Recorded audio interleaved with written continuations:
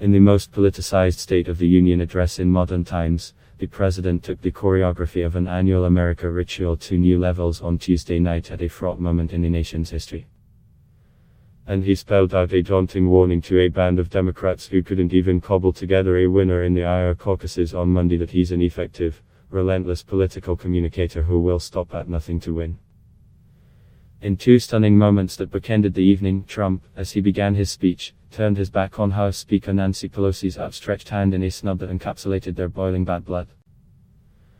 Then, after he wrapped up, Pelosi, channeling her disgusted and outraged Democratic members, ostentatiously tore up the speech in full view of the cameras, in a sure-to-go viral moment that showed she can do theatrics, too. Trump rattled through the night in a mood of huge self-confidence, taking political risks a more conventional politician would have spurned.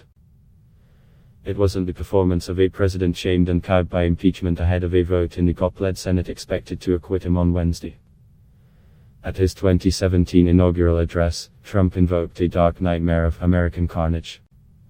Now he's selling the great American comeback. He painted a vision of a prosperous, unified American utopia, pulsating with racial harmony and common national purpose, leaning heavily on the strong economy and the lowest unemployment rate in 50 years. But in hitting hardball notes on abortion, immigration, religion and awarding a Medal of Freedom to talk show King Rush Limbaugh on Live TV, the president made his most brazen political bass play yet. Moving moments fusing the roles of commander-in-chief and reality show host, the president orchestrated a moving reunion between a soldier home from the Afghan war and his unsuspecting wife and children, in a primetime version of the YouTube videos that you can't take your eyes off. This and other gestures, including his award of a scholarship to a young minority student to attend school under a controversial administration program, were touching and emotive. But they also were a trap for critics who risked coming across as callous if they accused Trump of cynicism. The president proclaimed that the state of our union is stronger than ever before, boasting of standing up to China, winning with new trade deals and bringing torrents of jobs back to their rightful home. He conjured the kind of America first toughness, populist rhetoric and refusal to stand with elites against the heartland that powered his 2016 triumph and which he is ratcheting up ahead of November's election. He used his most valuable card, the strong economy, skillfully and at length, boasting that he shattered the mentality of American decline and was building the world's most prosperous and inclusive society.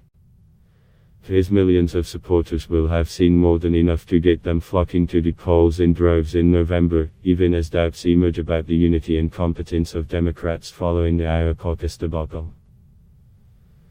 But as is often the case with Trump, the reality that he sketched was often at odds with the facts. His 80-minute appearance was pockmarked with exaggerations, falsehoods and misleading rhetoric. He effectively accused Democrats of seeking to steal the health care of Americans with socialism and portrayed himself as the protector of coverage for pre-existing conditions. But his administration has made repeated attempts to kill off Obamacare, the law that initiated those protections. He boasted of building over 100 miles of a long, tall and very powerful wall on the US-Mexico border. Yet most of the construction is in replacing dilapidated barriers with an enhanced wall system.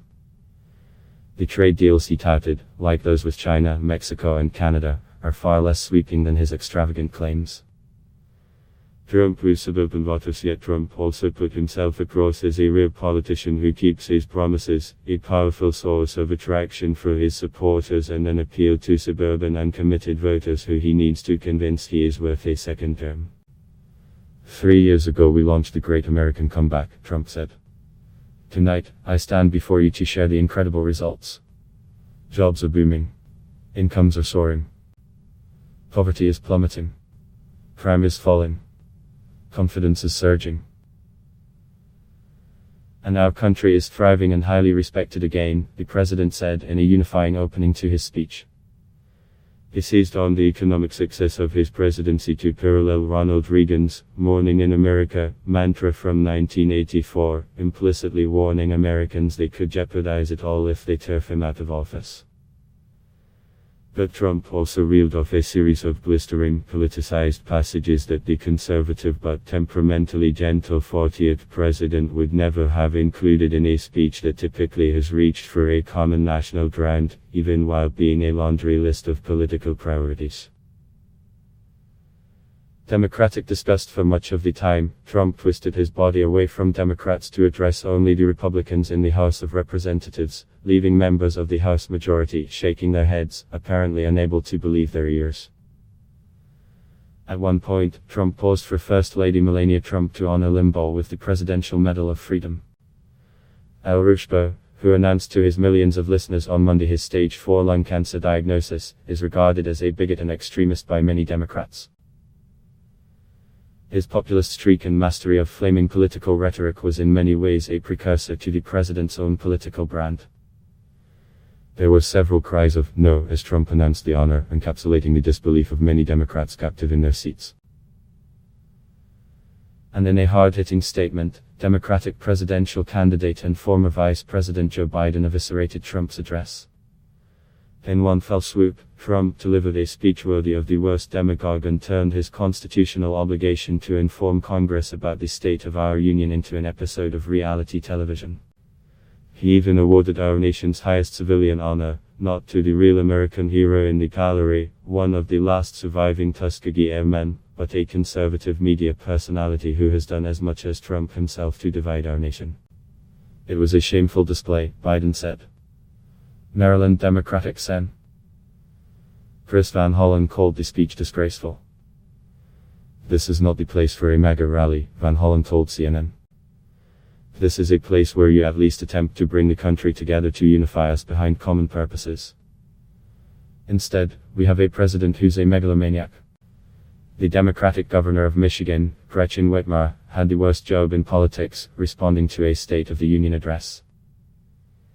The task was especially hard on Tuesday as she was trying to respond to Trump's flamboyant, non-traditional approach with the conventional imagery of a regular politician's televised speech. Democrats are trying to make your healthcare better. Republicans in Washington are trying to take it away, Whitmer said. And she quarreled with Trump's vision of runaway American prosperity. American workers are hurting. Wages have stagnated, while CEO pay has skyrocketed. Unlike Trump, Whitmer also touched on impeachment. The truth matters. It's not what those senators say tomorrow, it's what they do that matters, she said. Whitmer's rebuttal, just like Trump's, encapsulated the two parties' differing approaches to 2020. If the election is about facts, policy and in-depth discussion of the issues like healthcare, economic equality and a return to political norms, then voters may well turn to Democrats over Trump. But if it's about a brazen willingness to put on a show, the president's challengers are already in trouble.